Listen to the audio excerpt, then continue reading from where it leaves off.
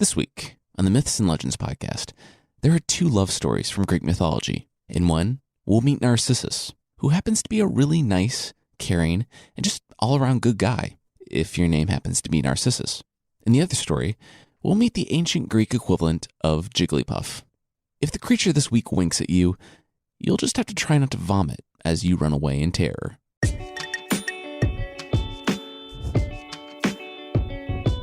This is the Myths and Legends podcast, episode 52, An Eternal Flame.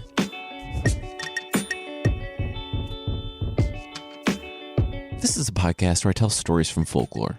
Some are incredibly popular stories you think you know, but with surprising origins. Others are stories you might not have heard, but really should.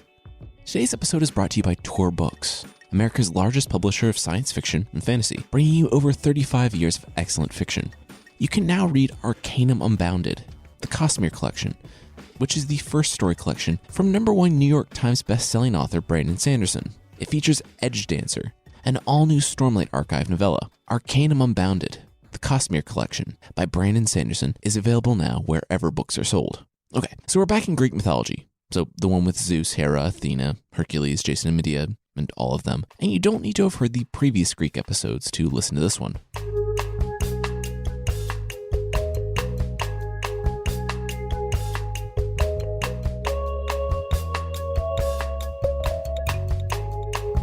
The young man, exhausted, laid down by a pond. He had been chasing an animal with his hunting party, but he had gotten separated, and now he had to rest. Then, relaxing by the pond, he was startled when he saw a young man there, also relaxing. But wow, he was really good looking. That face, those eyes, the rings of golden hair, and the young man was looking back at him.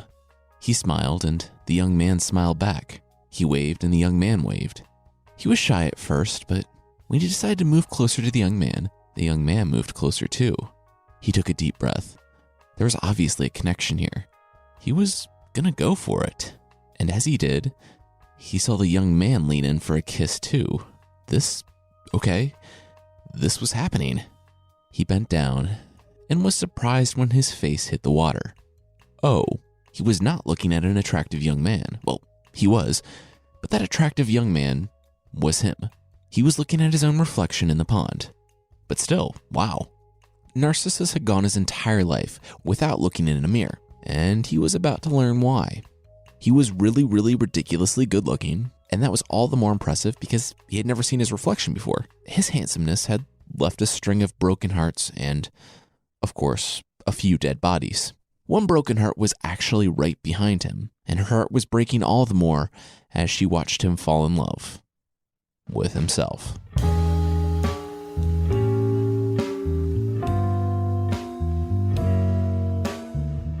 To put it inappropriately lightly, Zeus wasn't exactly faithful to his wife, Hera.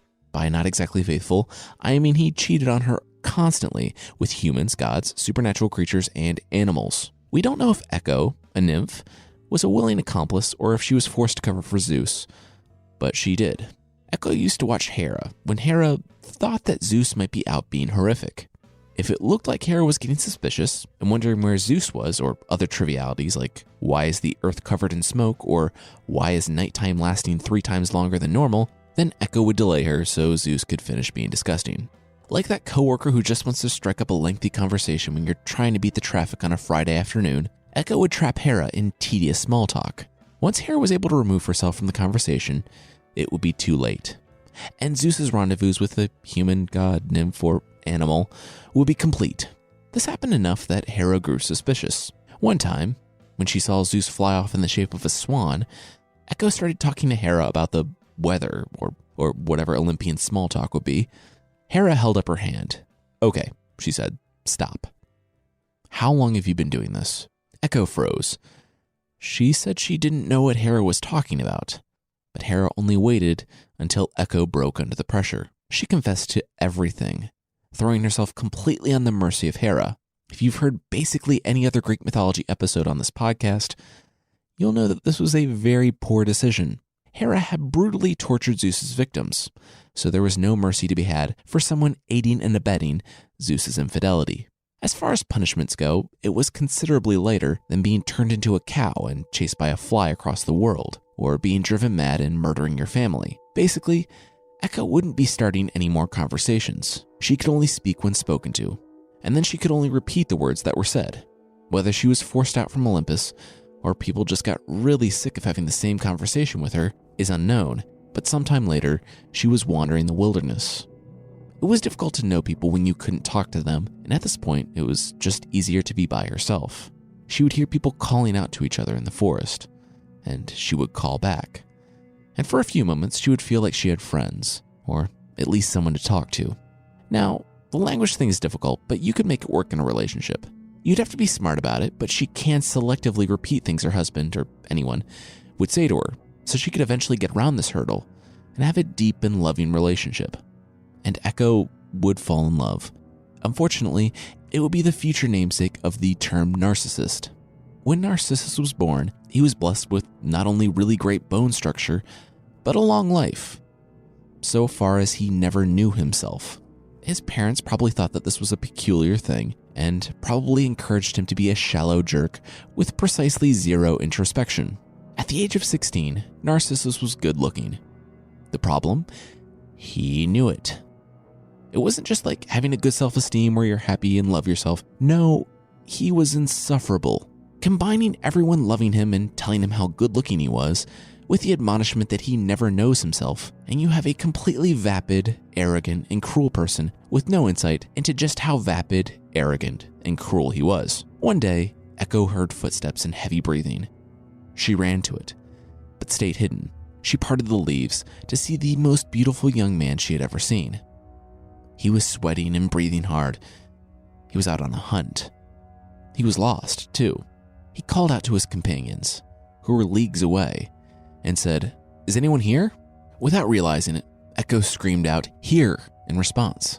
She put her hands over her mouth. Then, the young man yelled out, "Come to me." She took a deep breath. Okay, she was going to try this.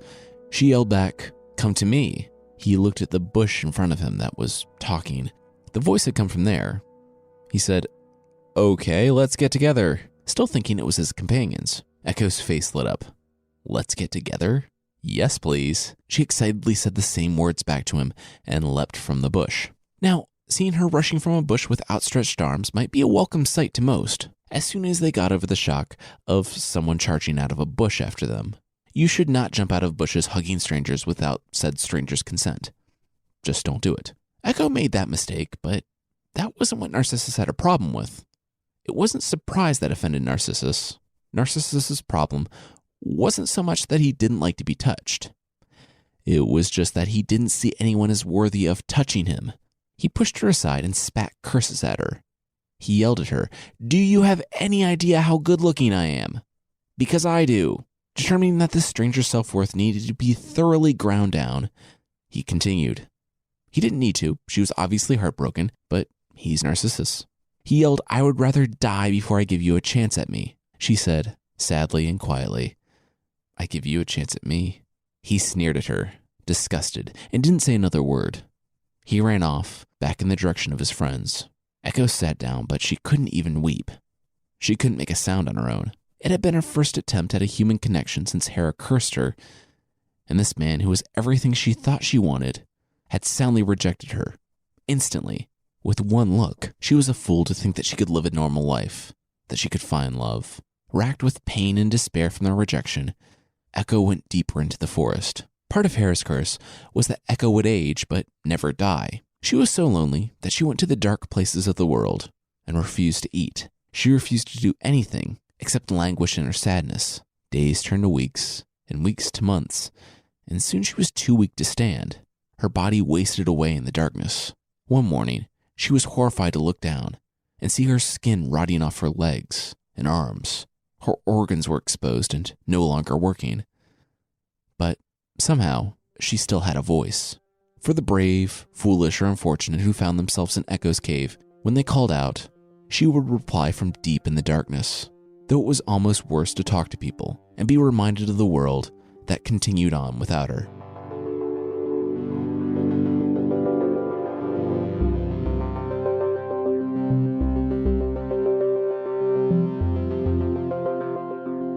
After months and months, her body was gone, but still, her voice remained.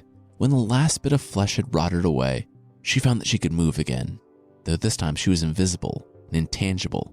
She left her bones, the final connections to her previous life, there in the darkness of the cave.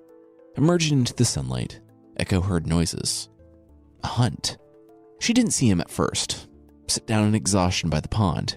She also didn't know that the horrible, completely avoidable death that he was about to experience was partially due to her and those like her. As we talked about, Narcissus left a trail of broken hearts and dead bodies. Some people killed themselves when they couldn't be with him. One actually at his prompting. Many cried out to Nemesis. Nemesis was the goddess in Greek mythology, but she really didn't play an active role as a character, like Zeus, Athena, and Hera, but she's more of a personified concept. She's an avenger, but not like that. Her name in the Greek means to give what is due. She's less of a vengeance figure and more of a figure of justice, though. She gives people what they deserve, whether it's good or bad. Well, that's up to them. As we've talked about, Narcissus had a lot to be worried about from Nemesis, and it was she who led him to the clearing, she who separated him from the others, and placed him beside a pond that was as still as glass, that had never been disturbed. When he rolled over after resting on the grass and saw his reflection, he was trapped. He was trapped in the way that a dog holding a stick that's too big for a doorway is trapped, or Homer Simpson getting his arm stuck in a vending machine because he wouldn't let go of a pop can. All Narcissus had to do was get over himself. Of course, that is the one thing Narcissus was completely unable to do. Echo arrived around attempted makeout session number 3, aka the third time Narcissus almost drowned. To kind of back up from the story, this one's difficult to play straight, because Narcissus was alternating between whispering sweet nothings to his reflection and loudly lamenting that he'll never be able to touch the one he loves, his own reflection. I don't know if Echo thought that he would snap out of it and leave the pond, but around day 3, it became apparent that he would rather waste away and die here than be parted from his own reflection for an instant. It wasn't just his attraction to the image. He had found his one true love, himself. Part tragic, part fitting retribution, and mostly profoundly ridiculous, Narcissus accepted his fate. When he became too weak to stand after days and days of talking to himself, he could take some consolation in the fact that he would die, but at least he would die with the one he loved, himself. This bizarrely avoidable tragedy did not invoke eye rolls from Echo, who stood behind Narcissus as his life began to leave him. She was unable to embrace or comfort him.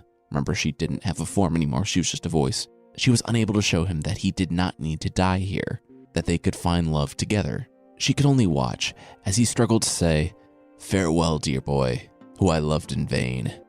He said it to the reflection of himself, but in the last moments of life, he thought he heard an echo behind him, saying, "Farewell, dear boy, who I loved in vain."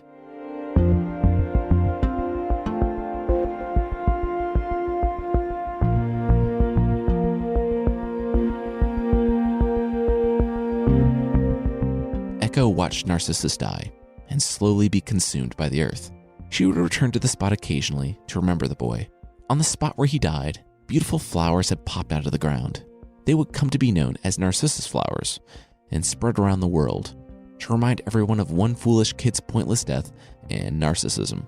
The more common name for the Narcissus is the daffodil, which my wife just explained to me are exceptionally beautiful because they pop up early, but they are also among the first to die each year, which is kind of an interesting correlation to the Narcissus myth.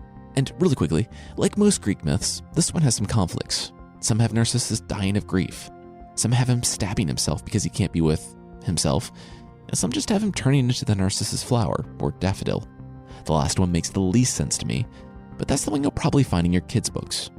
Also, we can't really talk about Narcissus without talking about narcissism and narcissistic personality disorder, which those are two different things, but we'll just focus on the disorder. With my education from my psych minor, I only know how deeply unqualified I am to talk about this, so I'll keep it brief. Narcissistic personality disorder, though, isn't just focused on looks like Narcissus was, but it moves far beyond that to encompass a more general, unrealistic sense of superiority over others, need for admiration, and lack of empathy. It's characterized by arrogance, exploitative behavior, a sense of entitlement to special treatment, and, among other things, fixations on fantasies of power, success, intelligence, and yes, attractiveness. All in all, given the young man we just got to know, it really does seem like an appropriate name. Speaking of names, Echo in Greek apparently just means sound, and since she can't die, she has continued on to this day. You might hear her calling back to you from the vast and lonely places in the world. Personally, any podcaster will tell you that having Echo hang around when you're recording is super annoying. I put foam up on my wall and ceilings to try to drive her from my office, and in the early days of the podcast, I used to grab my mic, surround myself with coats, and hide from her in my car. Next, we're meeting up with a former Argonaut, and that will be right after this. This week's episode is brought to you by Loot Crate. If you're on a quest for epic gear, housewares, and collectibles this holiday season, Loot Crate offers an epic range of pop culture items for less than $20 a month. Whether you're shopping for that geek in your life or you are that geek in your life, Loot Crate is the best surprise you know is coming. Every month there's a different theme and new exclusive items that you can only get with Loot Crate. Treat yourself every month or give the gift of geeking out. I've been subscribed to Loot Crate for months. Last month was particularly cool. It came with, among other things, a Fantastic Beasts t-shirt and a Doctor Strange figure, so now the Sorcerer Supreme protects my mic from magical threats. Next month sounds really cool.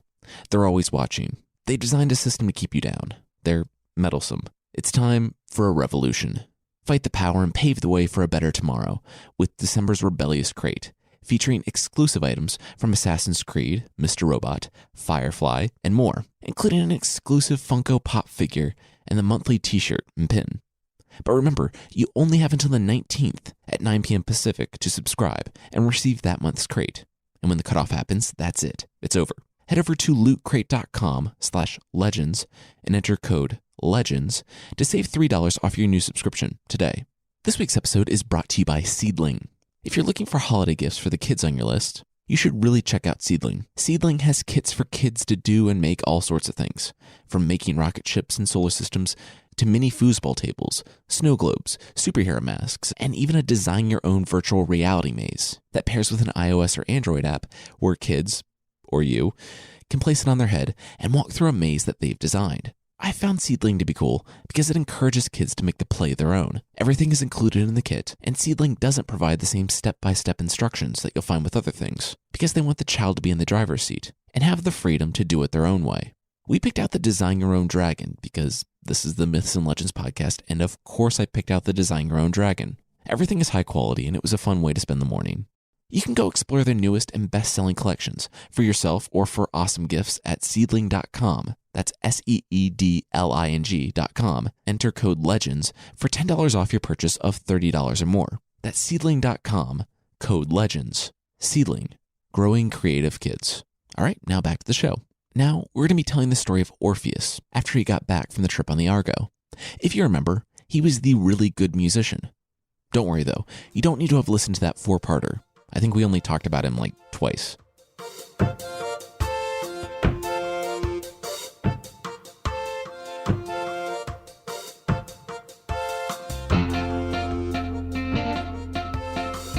Orpheus was known all around the world as one who not only survived the trip on the Argo, but upstaged the Sirens and played the testosterone-packed wedding reception of Jason and Medea. He was the son of the king of Thrace, and it's said that Hermes invented the lyre, but Orpheus perfected it. He could play and sing so well that even the trees and rocks would dance, and he could calm beasts large and small. Orpheus was also the best poet, songwriter, and musician to have ever existed. Now having returned from the east with the Argo, and at the ripe old age of 20-something, he was prepared to settle down and live out his twilight years. He got married. He married Eurydice, an oak nymph, and one of the daughters of Apollo. And they were happy. They lived for years outside of Tempe, and it looked like Orpheus would have one of those rare happy endings for a Greek hero, content to live out his life as the former Argonaut and the best musician in the world. Unfortunately, the fates had other plans. One day, Eurydice was walking back from town. It was a nice warm afternoon, and she could hear the sounds of her husband's lyre echoing through the valley outside their home. She had walked into town to trade some goods, and though she knew the world was a dangerous place, she didn't think anything of making the trip alone. She had made this trip hundreds of times. Besides, she was a daughter of Apollo, and her husband, an Argonaut, was in earshot. She listened to the far-off music and was so happy that this was her life. She was so enraptured in the music and the warmth that she didn't see the stranger until he was almost right next to her. She smiled and nodded, but he just looked at her as he passed. She tried to continue enjoying the music, but she had this feeling like she was being watched, like the stranger was still there. She turned to look off in the direction of the mountain to inconspicuously see if he had kept walking, but he hadn't. He had stopped, and he was looking at her. She kept walking like normal, trying to convince herself that he was just an honorable man, enjoying the music and the sunlight, like her. She attempted another glance, and this time she saw him looking at her with a wide, sinister smile and start walking her way. She broke off into a run, and he chased. She wasn't far from home now, in the valley. She would get there. Her husband kept a spear by the door. It would be okay. She would make it. He was fast, though, and she could hear his footsteps. He was too close. She would need to take a shortcut. She could hear him right behind her, and she broke off to the right, through the tall grass and the trees. She didn't want to waste time screaming, but she knew, as he was catching up quickly, that home was too far away, and she knew that the man would catch her. She would fight him, of course, but Orpheus had to come. She began screaming Orpheus's name. Sitting outside their humble home, Orpheus heard only his music. The trees and the rocks and the grass swayed with him. If he hadn't been so caught up in his music, he would have heard his wife screaming for help as she ran. The man caught her. Well, he caught up to her. He reached for her tunic, but she turned her ankle and went down. He tripped trying to avoid her, lost his balance, and rolled. Eurydice was panicked, but hopeful. The music was loud now. She was close. She looked up at the stranger painfully picking himself off the ground. She was at the tree line near her house, the whole forest swaying gently to her husband's music. She just had to get to her feet. Then she felt it. A viper was coiled around her ankle. She was close. She had made it. She could see her husband through the trees. This wasn't supposed to happen. The viper didn't wait. Mere seconds after she saw it, it buried its fangs in her heel. Pain shot through her body, and she uttered a guttural, primal scream before the darkness took her. Orpheus dropped his lyre. Was that a scream? And then he saw a man standing at the edge of the forest, looking down at something. Orpheus yelled and grabbed his sword, running after the man. The man looked back in panic to see a legendary Greek warrior running after him with a sword, and wisely ran for his life. Orpheus would have pursued the menacing stranger if he hadn't seen what the stranger was looking at. Eurydice, Orpheus's wife, laying on the forest floor, looking like she was sleeping peacefully, if not for the viper that was coiled around her ankle. Orpheus beheaded the viper with one stroke. He scooped Eurydice off the forest floor, held her body in his arms, and wept. Things got bad. If someone can play so happily that the forests and the rocks dance, he can also play such sad songs that the world grinds to a halt. Even the gods cried for Eurydice. Also, before we get too far away from it, the stranger was Aristeus. He was a human and not really relevant to the story, but in addition to attacking young women on the road, he also invented beekeeping. So there's that. Anyway, for months after Eurydice's funeral, Orpheus played mournful, heartbreaking dirges. He couldn't stand to stay in the house he had shared with his wife, and so he traveled the world. And in the cities and ports and echoing across the plains, his songs carried sadness to whomever would hear them. One day, walking along the road, he was surrounded by beautiful strangers. They were nymphs, friends of Eurydice, and they gave their condolences and were sorry for his loss and all that. But really, he needs to cut it out with the emo music. He is bumming everyone out. They understand he's sad, but he needs to move on. Find a hobby. Hercules uses monster fights and deadly naked wrestling matches to get out of his funks. Might be worth a try. Orpheus said absolutely not. The pain the world felt was a fraction of what he felt. She was gone, and he would mourn Eurydice for the rest of his days. Well, okay, the nymph said, but what if she was not gone? Like, why don't you just go get her? Wait, what? Orpheus said. Yeah, in the underworld, the nymph said. Why don't you just go ask Hades if you can take her home? I mean, it's incredibly dangerous and he's super scary, but if it will get you to stop singing, go for it. People go down there all the time. Heck, Theseus is chained up down there right now. Don't worry though, he'll be back. As we've talked about in previous Greek myth episodes, there were actually a few different entrances to the underworld in Greece, and the brave or stupid or both could try to make their way down. Of course, there were a few prerequisites, like having the toll money for Charon, or being able to fight or evade the three-headed hellhound Cerberus. Orpheus had no money or weapons, but he did have his lyre.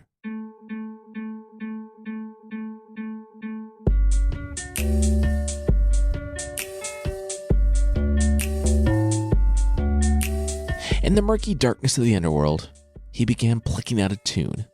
It was upbeat and encouraging, happy and congenial. He approached the river Styx that separated the underworld from the world of the living. Sitting in the boat was the ferryman Charon. His cracked and wrinkled skin gripped the oar as he scowled at this man playing his lyre as he just walked aboard the ferry. The man didn't even ask. That's not how things worked in this place. But wow, Charon thought to himself, this song is really good.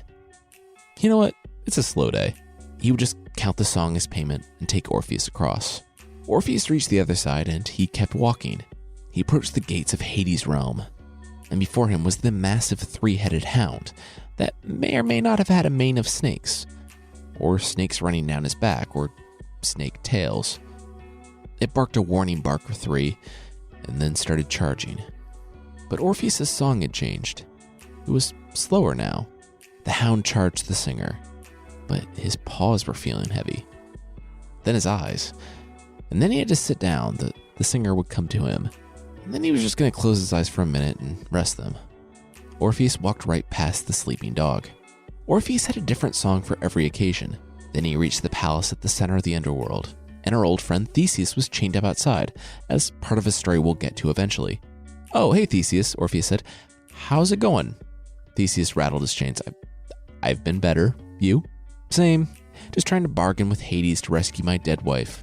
"Oh my gosh, you got married?" Theseus said. "Congratulations. You know what? I know you're busy. I'll let you go. We'll catch up another time. Good luck with Hades." I'll be here." That's when Orpheus heard the doors of the palace slam open.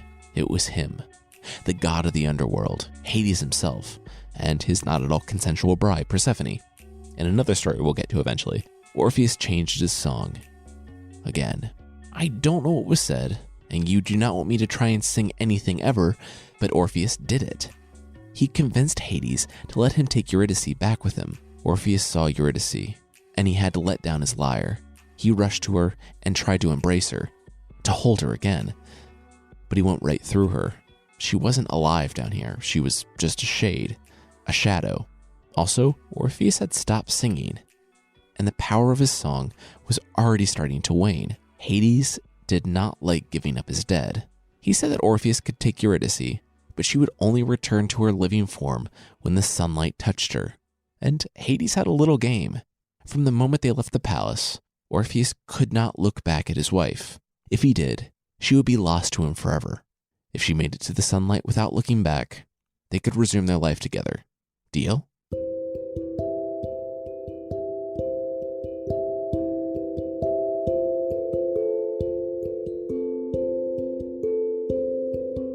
Standing at the door of the palace, Orpheus told his wife that it was almost over. He would play his lyre, and she should just follow the sound. No matter what tricks or darkness they were up against, Orpheus wouldn't look back until they hit the sunlight. They were going to do this. Okay, so we don't have any idea what song he played, but we do know that none of the creatures of the underworld gave them any problems on their way out. In my mind, Orpheus played something romantic and inspirational, and it was like the last scene of Officer and a Gentleman, with all the shades and scary mythological creatures wiping their eyes and clapping for the pair as they left the underworld together to some version of Love Lifts Us Up Where We Belong that was just different enough so that Orpheus wouldn't have to pay royalties. Soon, they were past Cerberus, over Styx, and climbing on the crags. Orpheus had to sling his lyre over his back. He needed both hands to climb out of the cave. Besides, they were mere feet from the mouth of the cave, and sunlight, and a life together. Orpheus talked to his wife, telling her how excited he was, how much he had missed her, how now they would get to do all the things they talked about, how they would grow old together. Out of breath and scraped from climbing, Orpheus felt the last rock and pushed himself from the hole. He walked a few feet in the sunlight, beaming wide, and turned around. He saw his wife there, but she wasn't in the sunlight. She was still a shade, and she was just inches from the opening. She was about to take that final step when Orpheus turned around too quickly. He was so excited for them being together that he didn't stop to think that she might just be a couple more feet behind him. He told her, he begged her to take one more step, but she was frozen in place. Then she began to be sucked back down into the darkness, into the underworld. Orpheus screamed and rushed to her, but by the time he even made it to the cave, she was already disappearing into the darkness, being pulled back into Hades. Orpheus flung himself down the rocks with abandon, and when he hit the bottom, he couldn't see her. He rushed back and played his music for Carrion, and the ferryman reluctantly led him across. Then he came to Cerberus, but he saw that he could go no farther. The hound's ears had been stopped up so that he couldn't hear. Maybe Hades used wax like Odysseus would use when facing the sirens, or maybe he had 3 adorable pairs of dog earmuffs. Regardless, Cerberus was not going to let the little man pass, and snapped at Orpheus, warning him to turn back. Orpheus looked on, to the bleak mists of the underworld. He knew that his Eurydice was forever lost to him now.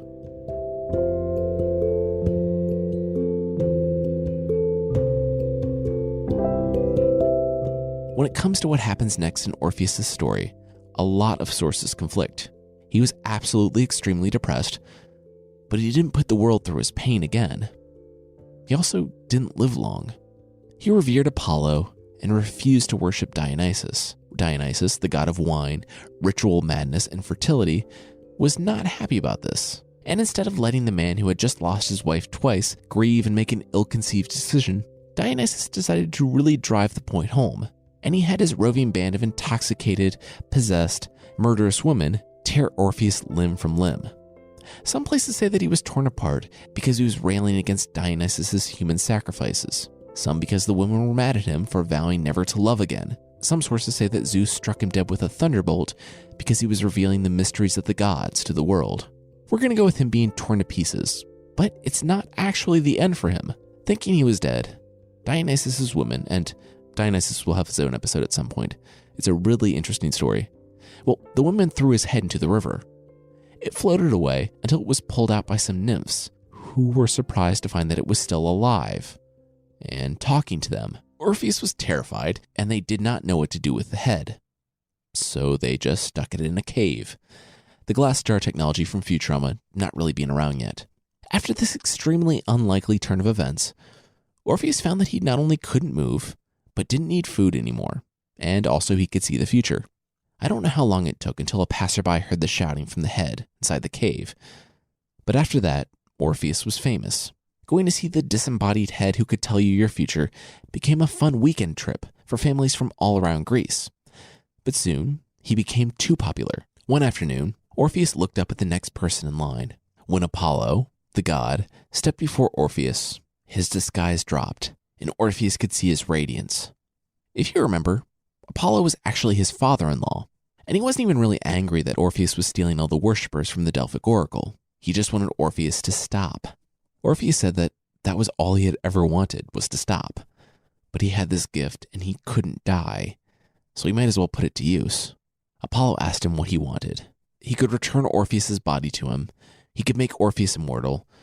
There were still some spots left to become a constellation. That's something people are doing.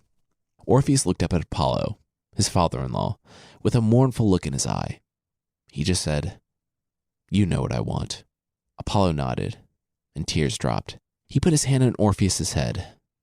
With that, life finally left Orpheus. Apollo took up the head and placed a gold coin over each eye. He was going to bury his son-in-law.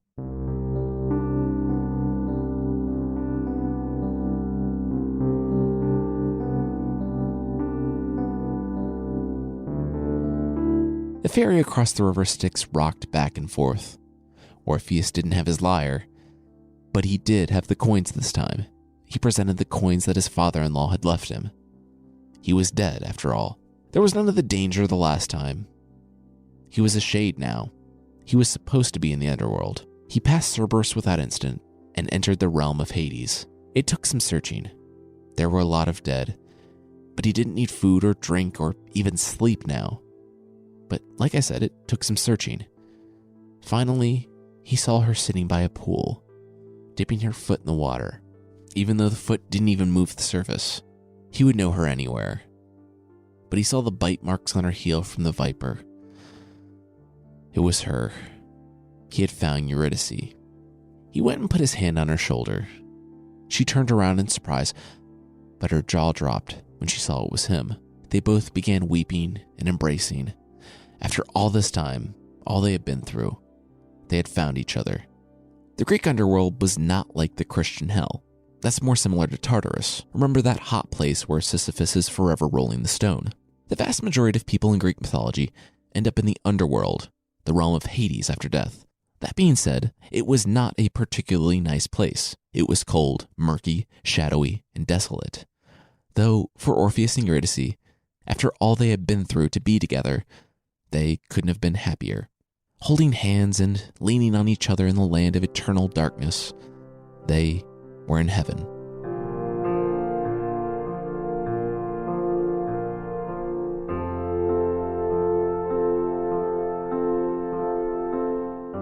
Full disclosure, I could only find it in one place that Orpheus went to the underworld after death and was reunited with Eurydice.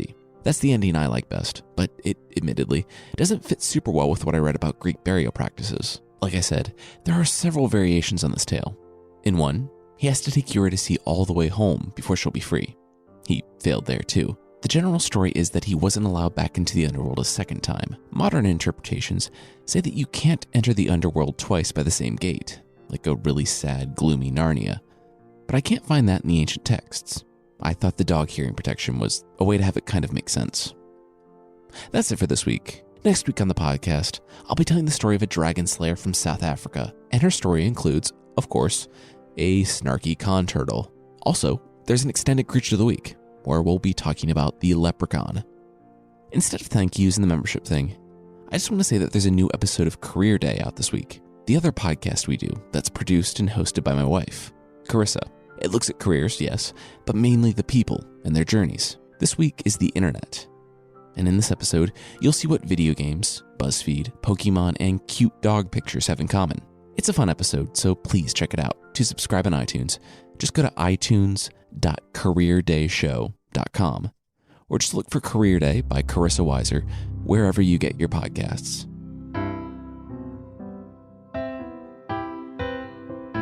The creature this week is the shirime from Japanese folklore. Okay, so you're walking along the street at night, alone. It's late and dark, and you get a bad feeling about the stranger approaching you. There's nothing particularly scary about the person from a distance, but then you get close enough to see their face, or lack thereof. The face is just straight skin, from chin to inaccurately named forehead. It's just a featureless skull-shaped circle. The creature's kind of like Slender Man without being slender. Then, this being talks to you and asks if you have a moment. You are completely scared and confused, but before you can respond, his pants are off and he's mooning you, and you need to shield your eyes from his eye, which is situated right where the anus should be and shining like lightning. This is the shirime. It's the creature with no facial features, well, no distinguishing features at all, except for the aforementioned eye in the place of its anus. You'll run away screaming because that's really the only rational response, and the shirime will just collapse in hysterical laughter. He won't chase you either. He has one main hobby, and that's showing unwitting strangers his anus eye. And once he's done with that, well, it's pants on, and time to wait for the next stranger to blast with his lightning anus eye. And that's something I thought I'd never say. Mythology is weird, guys.